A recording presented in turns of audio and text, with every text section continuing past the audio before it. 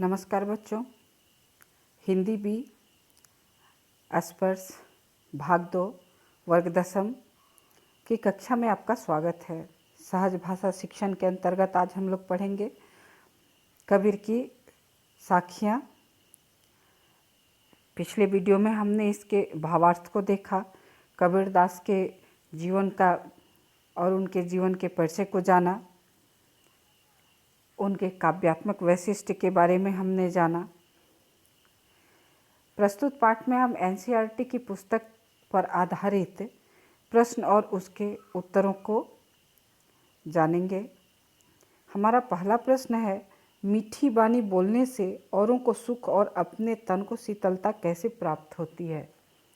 बच्चों, इसका उत्तर होगा कि मीठे वचन न केवल अपने लिए बल्कि दूसरों के लिए भी अच्छी होती है, क्योंकि यह लोगों के मन पर जादू के जैसा असर करती है। इसे बोलने से औरों के मन में से दुर्भावना और बुराई के भाव नष्ट हो जाते हैं, जिससे उन्हें अच्छा लगता है।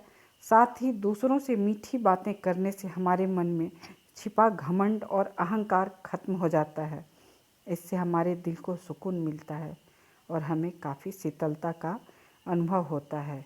आपको याद होगा, इसके लिए कबीरदास ने जो दोहा लिखा है वो है, मीठी वाणी बोलिए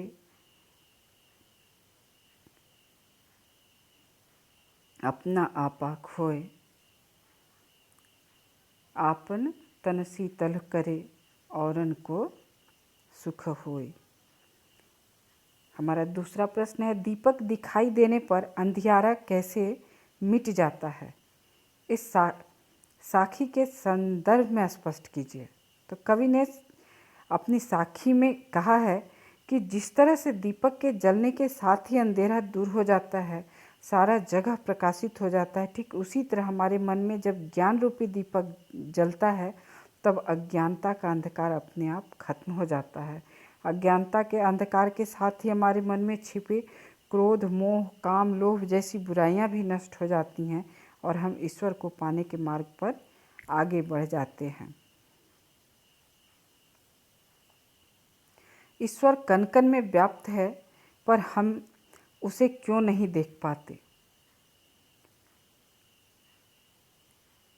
कस्तूरी कुंडली बसे।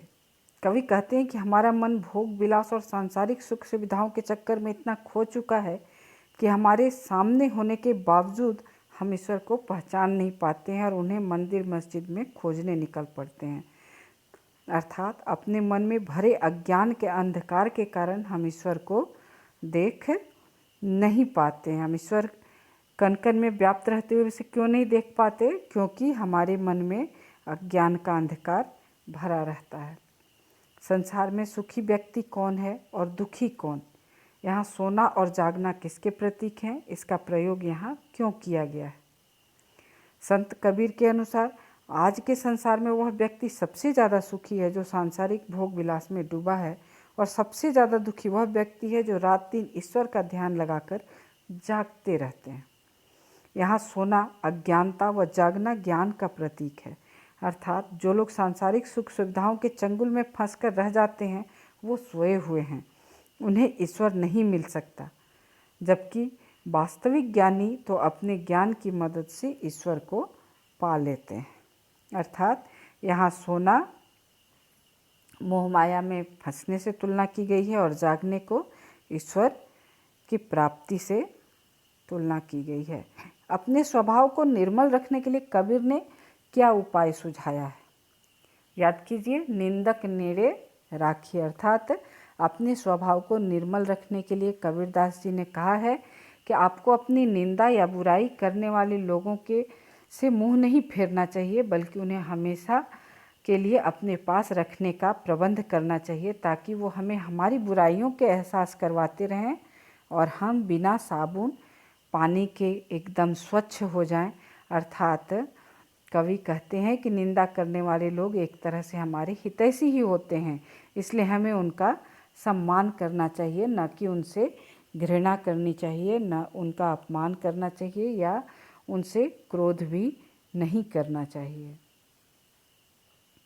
अगला प्रश्न है, एकै असिर पीव का पढ़े सुपंडित होई। इस पंक्ति द्वारा कवि क्या कहना चाहता है? इसका उत्तर होगा, इन पंक्तियों द्वारा कबीरदास जी प्रेम की महिमा का वर्णन करते हुए कहते हैं कि पंडित बनने के लिए आपको बड़े बड़े शास्त्र और ग्रंथ पढ़ने की जरूरत नहीं है। अगर आपने प्रेम से ईश्वर की महिमा और भक्ति को जान लिया तो आप सच्चे ज्ञानी बन जाएंगे। यानी कि भगवान को पाने के लिए आपको सांसारिक लोभ मोह को त्याग कर ईश्वर प्रेम और भक्ति का मार्ग अपनाना होगा। अगला प्रश्न है, कबीर की उद्धृत साखियों की भाषा की विशेषता स्पष्ट कीजिए। अर्थात कबीर की भाषा कैसे, इस पिछले वीडियो में हमने कबीर की भाषा के बारे में थोड़ा जाना था, यहाँ हम लोग उसको और अच्छी तरह से देखते हैं। कबीर ने अपनी साखियों को स्थानीय अवधी भाषा में लिखा है, जो बोलचाल की भाषा है, ताकि आमजन भी उन्हें आसानी से समझ सकें। उन्होंने दैनिक जीवन में हमारे सामने आने वाली साधारण सी वस्तुओं जैसे तिनका, पीड़, घड़ा आदि का उदाहरण देकर बड़ी ही गहरी बातों को आसान शब्दों में लोगों को समझाया है।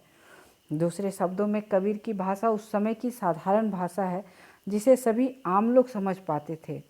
भ्रमणशीलता के कारण उनकी भाषा में पंजाबी, भोजपुरी आदि भाषाओं के भी शब्द मिलते हैं, जिसके कारण उनकी भाषा को पचमेल या सधुकड़ी भाषा भी कहते हैं। कबीर जी ने अपने काव्य की रचना दोहों के रूप में की है।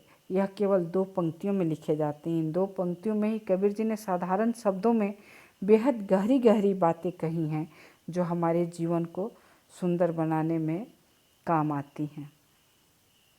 कहते हैं, विरह भुवंगम तन बसे, मंत्र न लागे कोई। इस पंक्ति का आशय स्पष्ट करना है। उपरोक्त पंक्तियों में कबीरदास कहते हैं कि किसी अपने से दूर होने का दर्द शरीर में छिपे सांप के समान होता है, जो हर पल हमें डसता रहता है।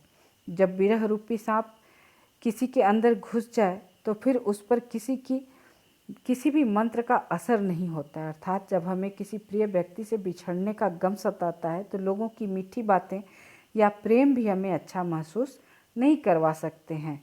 इसी प्रकार कवि आत्मा और परमात्मा की बात करते हुए कहते हैं कि कवि का आत्मा रूपी जो घर है वह परमात्मा की विरह से तड़पता रहता है।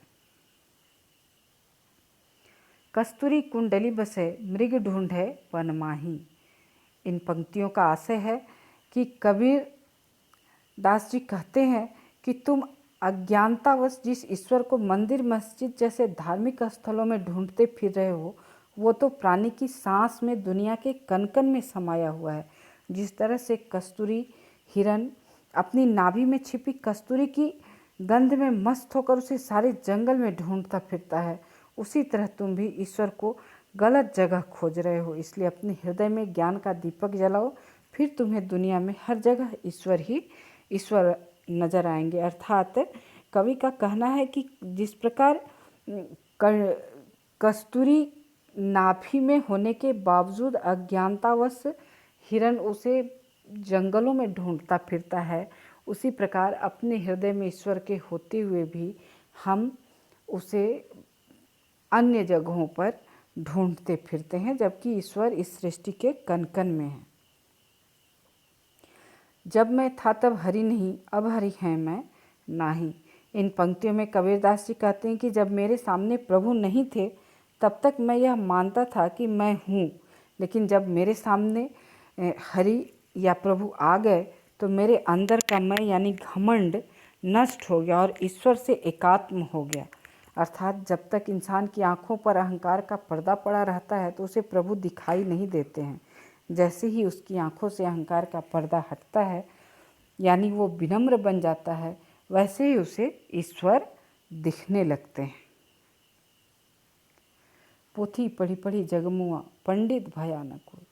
इन पंक्तियों में कवि कबीरदास जी कहना चाहते हैं कि केवल बड़े बड़े शास्त्र ग्रंथों को पढ़ने से कोई विद्वान नहीं बनता है।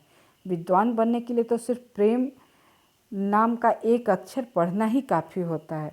दूसरे शब्दों में हम केवल धर्मशास्त्र और ज्ञान की किताबें पढ़कर ही ईश्वर को नहीं पा सकते हैं। ईश्वर को पाने के लिए हमें प्रेम और भक्ति भाव से उन्हें पुकारना होगा।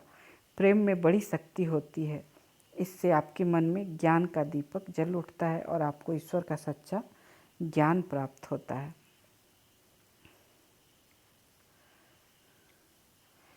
बच्चों, इस प्रकार हमने इस पाठ के प्रश्न उत्तर को देखा।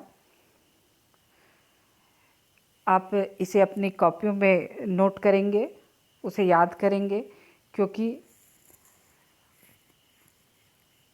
समय बहुत कठिन चल रहा है